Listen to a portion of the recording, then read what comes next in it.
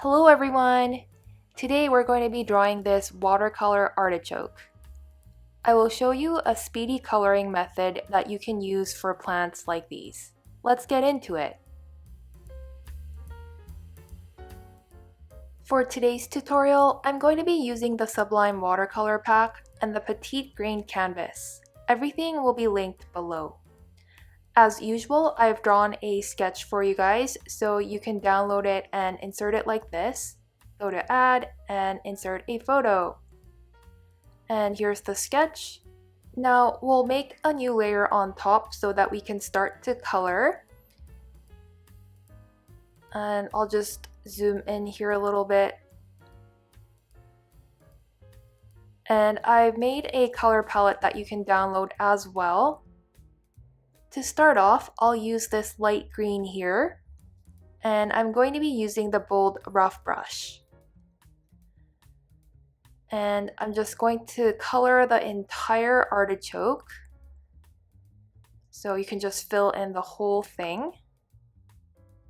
I'll speed things up so that you don't have to watch me fill in this whole artichoke. Let me know in the comments if you love artichokes. They're really tasty, right? Once the artichoke is fully colored like this, you'll want to use the basic blender here to blend out these overlaps. So I'm just going to blend out everything.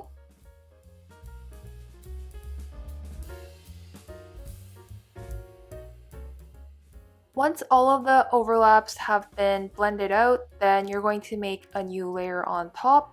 And now I'm going to select this green here. And now I'm just going to outline some of these areas that are going to have a darker shade due to the shadows. So near the sketch marks is usually where I would draw these lines. And these are deeper areas that receive less light, obviously. You don't really have to outline every spot, but it does help to make the image look more 3D. So basically, in between the crevices is where we're coloring.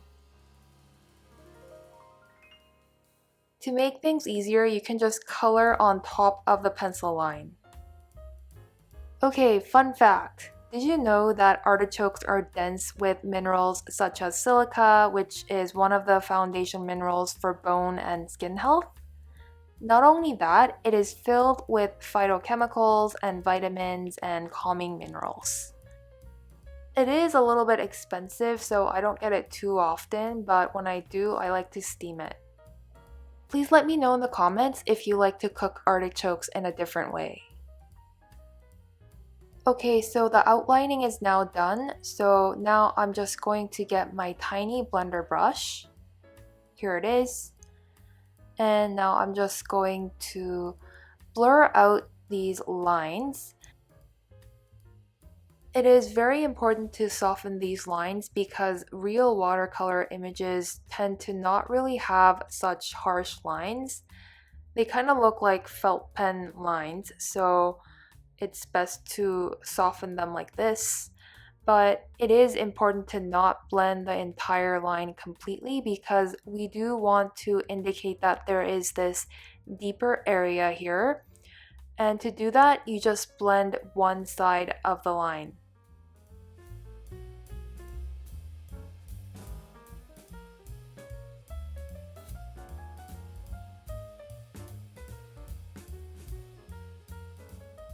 As you can see, I'm blending just the top of that line.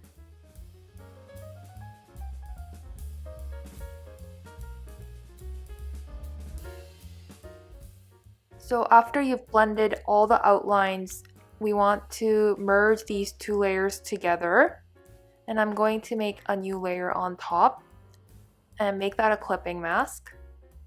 Now we're going to start using the stamps to, decorate this artichoke using all of these different colors. You can use these purples and different shades of greens here. I'm going to use this one first. And use this bloom number 1 stamp first. And just test it out here and there. I'm aiming for like the deeper areas first because they'll be a little bit more darker, so you'll want to tackle those areas first as well. And you can use the eraser for some of these areas that you don't want these stamps to show up on, so I'm just going to erase some of them. And now I'm using the splotch stamp and just putting it here and there. You'll want to change the colors from light to dark, so starting off with a lighter green and now I've moved up to like a darker green.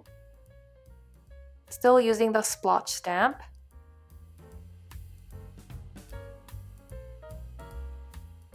Also, you can use the basic blender to move the colors around, so moving it towards deeper areas and creating shadows.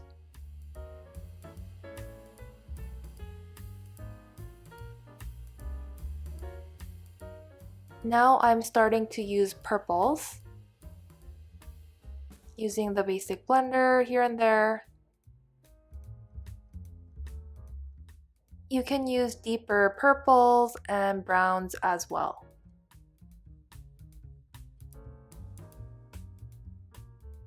So basically that's how you digitally paint an artichoke. It's really easy and fun since all you need to do is color the base layer, draw some outlines and blend it out, and use stamps in the end to create blooms and different tones of color. I hope you enjoyed this easy tutorial today. If you have, please like this video and subscribe if you haven't. Thank you so much for watching and see you in the next one.